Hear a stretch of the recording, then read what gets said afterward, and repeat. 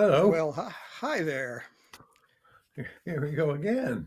Here we go. And as if anyone in St. Louis needed a reminder that today is the first day of summer, it was about 95 degrees when the band took the stage. So the lyric, too hot to even speak now, was especially apt Yes. to kick off I've been tonight's in some show. of those Midwestern summers. Geez, Yeah. they can get moist. Mm-hmm. Yeah. So what's the name of the town they're in? It's not exactly St. Louis, but it's St. Louis adjacent. Yeah. Uh, Anyway, don't have it right in front of me, but we didn't leave the city. We didn't leave St. Louis, the city of blues, because we weren't there. We're still here on Dead Air, originating from New York and Oakland, California, as well as St. Louis. I'm Gary Lambert. that's correct. The other feller is David Gans, and we are doing this halftime show every single set break of the Dead and Company tour, and we are delighted to be doing so on behalf of Nugs.net. That's true. They've got several different subscription services. You can be watching this show in 4K at home. You can subscribe to the whole tour and watch it in 4K. There's a lot of audio download options. There's a streaming service. Our mission here is to thank you for watching as far as you have. And if you're just watching the preview, convert you into a subscriber or a paid customer on one level or another. And there are many, many levels at nugs.net. And there's also nugs.net/deadco, which might lead you to some special plans that include, for example, access to all the Dead and Company shows from 2016 to the present. That's right. And there's also a Sirius XM Nugs collaboration where if you subscribe to Sirius XM at what I think they call the Platinum VIP level, how about that for superlatives? You can also get a selection from the vast Nugs.net library. When I say vast, I ain't kidding. It is thousands and thousands of pieces of music, a lot of Dead related and jam band content, but also artists like Bruce Springsteen and Wilco and Pearl Jam and all sorts of genres represented. A lot of independent artists who don't really have the conventional means of distribution and airplay and all that stuff because of the way the music industry is. Nugs.net is Very not that true. music industry. They bring you this independent music that you might not find in other places. And it's a wonderful place to get turned on to new stuff as well. And nugs.net is, as far as I know, the only live music based streaming service. And they do lots and lots of live stuff like we're doing here tonight. If you're watching this on YouTube and it's the free preview, you can go to nugs.net and buy the show, and then you can go back and watch the whole first set. And by the way, you have 48 hours to watch the whole thing again as many times as you want. That's one of the many options for participating in nugs.net and the Dead and Company live streaming and audio download world. Let me quickly run down the set list and then we'll bring Yes. our special guest in. We began with The Music Never Stopped, as Gary noted. Too Hot to Even Speak Now is a little bit on the nose, I would think. Alabama Getaway, Mississippi Half Step, Jack Straw, Easy Wind, Black Throated Wind, and Bird Song. It was a pretty high energy first set to my ear. Black Throated Wind with local reference, of course. The City of Blues. Those guys never That's miss true. a trick. So, yeah, David mentioned a special guest, and we are so excited to have him. So, I'd like to introduce him right now. He is a filmmaker responsible for some wonderful films and TV work, but maybe best known for two certified cult classic rock movies. Get Crazy, which was a long lost film, recently unlost and released on Blu ray and DVD. And one of my all time favorites, the Ramones classic, Rock and Roll High School. And he's also got some deep Grateful Dead history, some Fillmore East history, some Euro 72 history, plenty to talk about in our ballpark, as well as his illustrious film career. So let's bring on our friend, Allan Arkush. Hi. Hello. How are you? Yeah, good to see you. Good to see you. Good to see Stay in that, you. stay in that frame. Stay in that frame, Come on, sir. man. There you go. I thoroughly enjoyed your participation in this amazing season of the good old Grateful Dead cast. You have a certain New York accent that just rings extra true to me somehow, It will and I not go happen away. to know, the depth of your connection. So it was really great to hear those stories in that context. And you do have a history that goes way back with the Grateful Dead and with Jerry Garcia. Yes, I think the first time I saw them was in June of '67 Wow. at a club in the Village. It was their first, I guess, their first national tour. A place Mhm. called the Cafe A Go Go, Yes. and I bought the first record when it came out because I had been reading this series of articles in the Herald Tribune by Tom Wolfe about the acid test. And that was my first time of reading about the Warlocks, and then they became the Dead. And then I noticed that they were I was working at a college radio station, and Billboard or something said that one of their that they're putting out a record. And at that point, I guess I had already heard all the Airplane records, Surrealistic Pillow, and so forth. So I bought that Dead record, and we saw them then. We saw them in June. You know, Yeah, that so that was their first that was their first paying gig in New York City. So you were yeah, present at the creation of the Grateful Dead's great relationship with my hometown. exactly. But like so many of the most interesting people we've run across in the Grateful Dead orbit, you your exposure to them just sort of fed your own creativity, and you worked the light show and stuff and production at the Fillmore East, and then went on to an illustrious career as a filmmaker in your own right. Yeah. I would say I think it's kind of interesting in retrospect to look at their East Coast travails, and I think it was almost a year and a half before there are certain kinds of wine that they say don't travel well. And I think that was true of the Dead. I saw them in Tompkins Square Park. I saw them at the Electric Circus. I saw them a bunch of times, and never was it the magic that I had been promised, so to speak, by people Huh. from the other coast. But when they played at the Fillmore East, and I think it was January or February of '69, and it was them and Janis Joplin. That was, I mean, everyone at the Fillmore who's worked there was a fan of music. And they all at once said, "Oh, that's what everyone's talking about." And from then Uh-huh. on, it was a career that never stopped, you know. And what were Yeah, you you were. doing at the Fillmore at that time, Fillmore East? Sorry, Gary. What, What were you excuse doing me? there?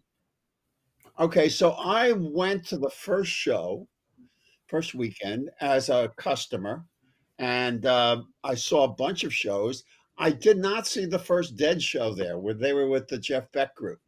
But towards the end of the summer of '68, I got a job as an usher. And then I became the head of an ushering crew. And then I was an usher until early spring of '69. And that's when I was on the stage crew. And I stayed on the stage crew until I graduated from film school in June of '70. And then I joined Joe's Lights and went to London in '71 and worked there. And that I worked at the theater that closed down and almost screwed up the whole Europe '72 tour, the Rainbow Theater.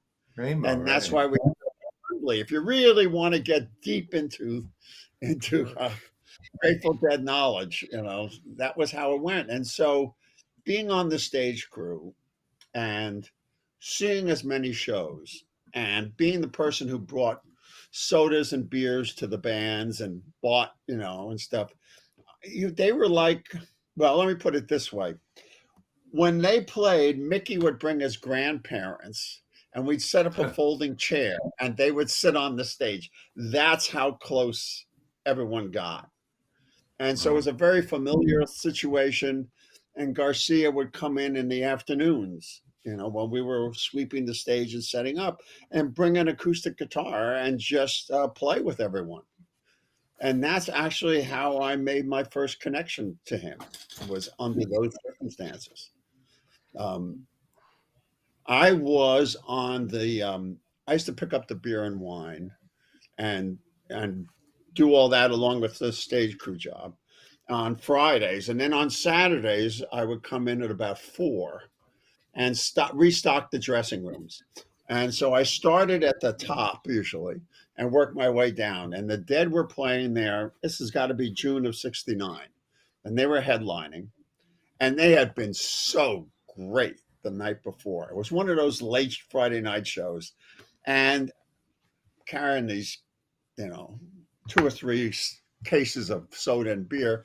And you know how when you do that, you back into a room and slam the door open with your butt. And I'm Right. back and slam the door over, and I'm facing Garcia. Okay. Now this is 26-year-old Garcia, 27-year-old Garcia. And it's the guy with his eyes on fire. And the room is full of his usual, he smoked Pall Malls or something.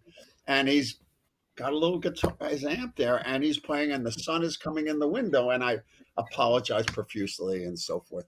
It was rare that you saw anyone in the dressing room at 5 in the afternoon. And he said, "No, man, do what you got to do."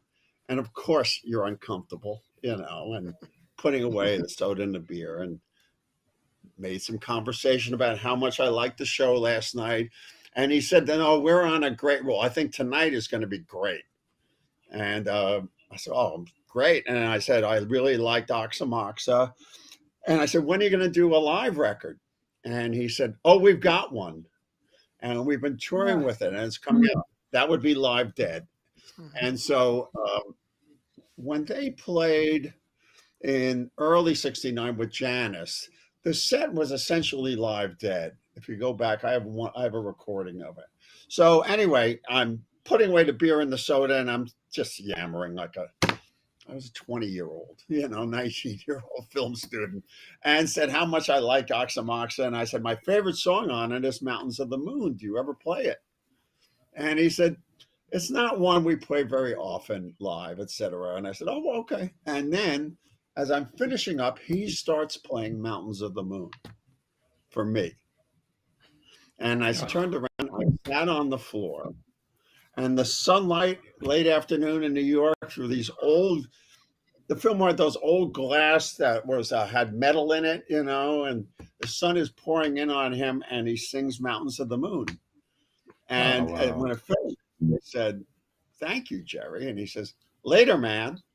And that started a 25-year-old friendship. It became a thing where I would see each other, and we became friends, and we talked a lot about music and film and science fiction. And that was the tenor of our conversations. I could go to him and say, "I want to learn about this," and he would explain to me the improvisational music that had inspired him. He and I ended up having a conversation about Charles Ives, American composer, and what an influence he had been on this one. I had to bring these guys. These are originals. Yes. Ah. There it Totally. is. Up there. Up there. Okay. Huh. I can't get. There we go. That's Yes. it. Right there. That's an original one. It's got the original Warner's label, the green one. And this sucker is worn out. Yeah. Oh, I sure. played this endlessly. And That's great. here's my first one. This one. So, and it didn't. It's interesting. At the time, I really gave it a lot of chances. And I finally got to where I liked Viola Lee and a couple other things. And it was a step-by-step thing, But being there and having the opportunity to see the evolution, that's what was the real gift, because all of us were fans, certainly of them and all the other bands. And during that period, they went from kind of a hard edge psychedelic band in a certain way. And you'd start to see those acoustic sets, and you'd start to hear Uncle John's band and so forth. And they watching them evolve and stretch. And then when Working Man's Dead came out, it's like we all felt like, yes, our boys are changing. Yeah, that period you described, the February shows they opened for Janis were, pretty Yeah, much the psychedelic essence of the Grateful Dead. A lot of that Live Dead material and Alex Moxo material. By June, Garcia had a pedal steel on stage, and there they are singing George Jones songs and Merle Haggard songs, and that to me seemed like such a amazing turn of events. I just said, these guys can and will do anything, and it was a real revelation, and that was planting the seeds for what became working bands. yeah, and hearing those songs evolve over time, and then buying the record, you felt like you were part of something, And look, music moved the culture in those days, and they were a central part of it. Um, I guess I don't think anybody really thought that this would be the band that 50 years from now would be carrying American music on their back, Right. and be an integral part of the culture. It just didn't seem possible with the Hells Angels carrying nitrous oxide tanks around. But nonetheless, you but nonetheless, that's where it evolved to. And we really feel lucky to have witnessed so many great shows and to have spent a lot of time, like in the 70s, when they were recording Terrapin Station. They did it in the San Fernando Valley, and they did the mix on their movie. Jerry spent a lot of time in LA. So we used to watch movies together. I had a 16 millimeter projector and access to a big film collection. So we would watch movies late at night and stuff. He'd come by with What kind of Parrish and stuff? somebody else. I actually brought one. Okay. I turned Huh. Jerry on to this movie. Okay. Let me see if I got it. It's Oh my called, God! Hell's a Yes. poppin'. Oh, so now, weird. this is so Garcia, right? Because talk about breaking the fourth wall. This one breaks the fifth and the sixth, And this movie was the inspiration for Get Crazy in a big way. So we watched Hell's a Poppin' together on a double bill with Fellini's 8.5. Okay, gentlemen, it can be done. The And full range, man. It's like a Grateful Dead concert right there, man. That's exactly, like Death we Don't love, Have No Mercy, followed by Sugar Magnolia. yeah, exactly. And we also Eagles have wings, and so he was like a real film buff, and he liked a lot of trashy sci-fi. And so I had access to a lot of it because it was being collected by a really good friend of mine named Joe Dante, who did Gremlins and a Oh lot of other yes. movies. Yeah, so he got to see Matinee, great movie. Yeah, exactly. But Jerry yeah, got to see Rocket Ship XM and all these other, you know. yeah. Oh, But, great. and so, it was nice to stay in touch with him. And he was always aware of what I was doing and made an effort to see it, And when they were in town, I'd pack up a 16 millimeter projector, or if they were in San Francisco, and bring my latest film up there and run it for them in the hotel room in 16. Wow, So that's where he saw Rock and Roll High School, was that. that's fantastic. And you also wound up working the Europe '72 tour as an outgrowth of your having worked on the light show at Yeah. Fillmore East. So let's talk about that a little bit. Yeah. Now the Rainbow did not succeed, Right. but the Dead came anyway. And we were the first stop for this gigantic entourage. And I remember the load in at Wait, Wembley you were Pool. working at the Rainbow, not on the Yes, I Dead was. tour. Right. Right. Okay. Not on the Dead tour. I was part of Joe's Lights on the Rainbow. That Okay. was our home stop. And like the opening weekend of the Rainbow was the Who, in support of their new record, Who's Next. So we were hearing Bob O'Reilly and Won't Get Fooled Again for the first time. And so that was what we were doing. And the Rainbow kind of closed after 4 months, and then the Dead were there. And I don't know all the details, but they needed a place to play, and they ended up in Wembley Pool. And there was concern just when you walked in how much it echoed, And there was a sound check 2 days before, and also to make sure everything was there and so forth. It was a big amount of equipment to be brought from San Francisco, and it sounded dreadful, Mhm. absolutely dreadful. Now, the sound crew from the Rainbow were the guys who designed the Fillmore East sound system and Woodstock, and they were geniuses. And Right. them and the Dead sound crew were buddies, and so they all got together and decided the only thing they could do, because it was a big room with a lot of air above and reflective walls of tile, was to cut down on the reverberation. And they were so smart. Rather than try and cover the tile, they went and basically rented every single theatrical curtain that they could find and hung them at 5 and 6 feet perpendicular to the stage. So it was a series of baffles. And then when they ran out of those, they rented parachutes. So it went from dark purplish and red, which is most curtains, to white parachutes. And if you were sitting in the back, it was like being in a tent with the Grateful Dead. And it did the trick. It not only sounded really good. I mean, it sounds okay on the record, on the year of 72 stuff, especially the second night. But the views in both directions were so unique, and that was the beginning of the tour. And then we caught up with them in Amsterdam.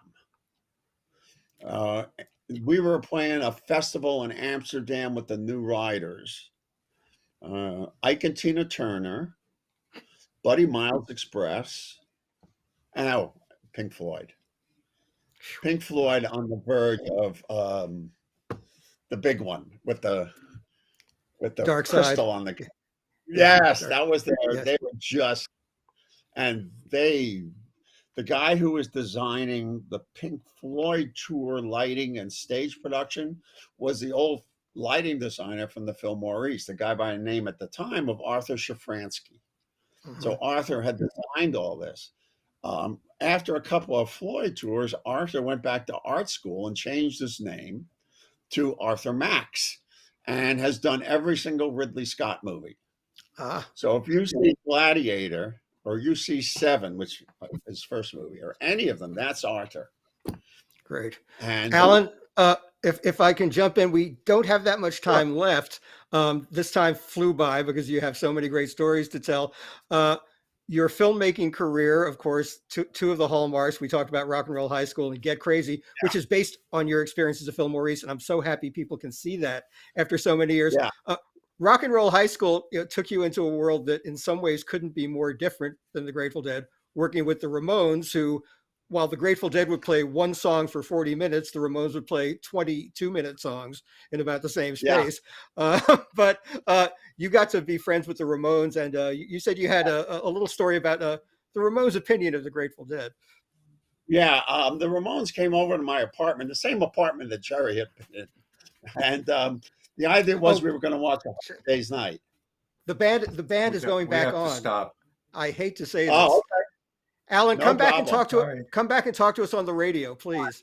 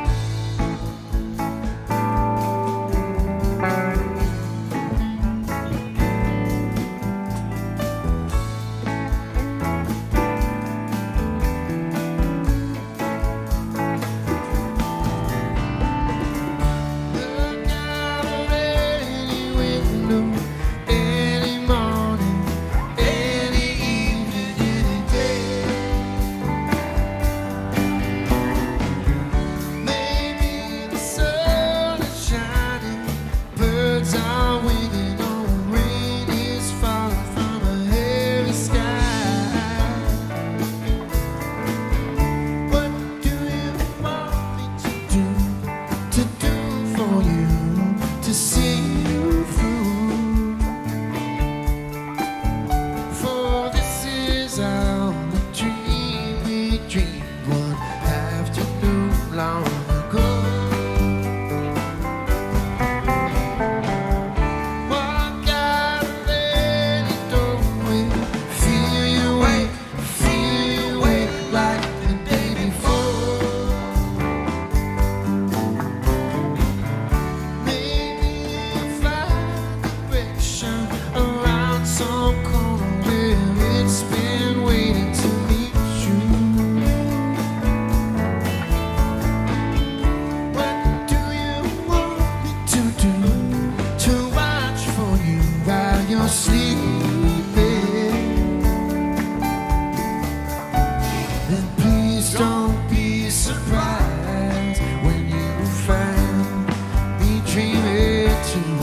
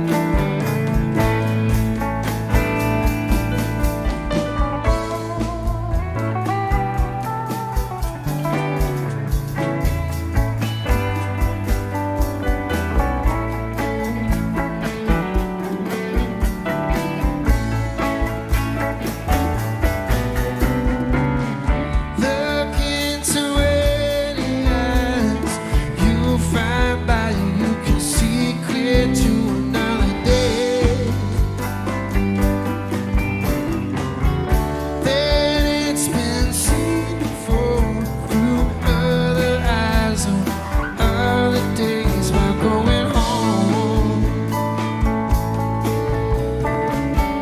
What do you want me to do for you to see you through? It's all a dream we dreamed one afternoon long ago. Walk in the splendid sunlight, inch your way through dead dreams to another day. Maybe you're tired and broken, your tongue is twisted with words half spoken and thoughts unclear. What do you want me to do for you to see you through? A box of rain will ease the pain and love will see you through.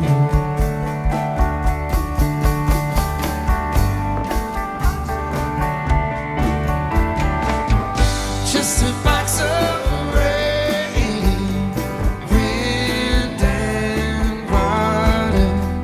Believe it if you need it. If you don't, just pass it on.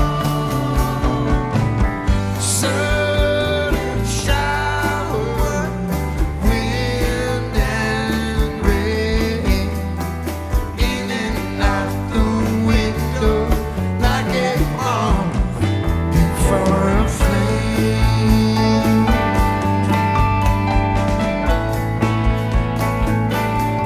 Oh, it is just a box of rain. I don't know who put it there. Believe it if you need it, or leave it if you dare. It is just a box of rain over a river for your head. Such a long, long time to be